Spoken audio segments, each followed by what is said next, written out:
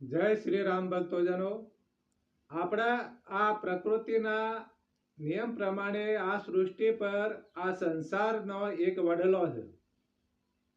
આ વડલો એટલે દાખલા તરીકે આપણું શરીર વડલો સમજી લ્યો, અને વડલા ઉપર વધુ વડલો ઊભો હોય, ફાલે ફૂલે હોય, એ વખત કેટલાય પક્ષીઓ બેઠા હોય, કાગડા બેસે, બીજા કોઈ પણ હજારો પક્ષીઓ બેઠા હોય.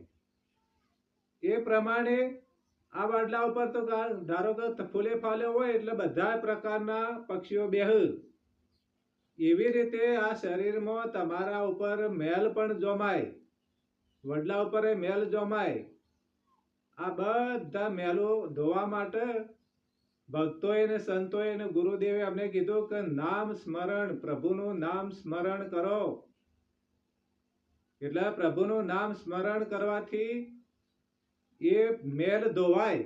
દાખલા તરીકે વાસણ બરોબર મેલું થયું, 12 વાર હોય જે તમે વાસણ ના ધોયું હોય એટલે ઉપર કાટ જેવું થઈ ગયું હોય, એટલે કાટને કાઢવા માટે બરોબર આપણે હાથથી ઘસવું પડે.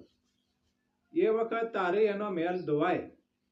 એવી રીતે સંતોએ બતાવ્યું છે કે નામ સ્મરણ કરવાથી તમારા આ જે શરીરનો વડલો ખરો ને એનો મેલ ધોવા માટે તમારું નામ, પ્રભુનું નામ સ્મરણ કરતા રહો, તો તમારું ગમે તેવું મેલ હોય ને તો ધોવાઈ જાય.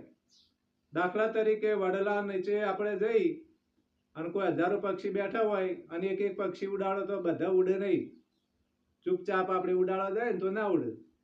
પણ હરિના નામની તાળી પાડીએ ઓમ તો એ બધા એકદમ રડ દઈને ઉડી જાય. એટલે આપણા ચિત્તની અંદર હરિના નામની તાળી પડવી જો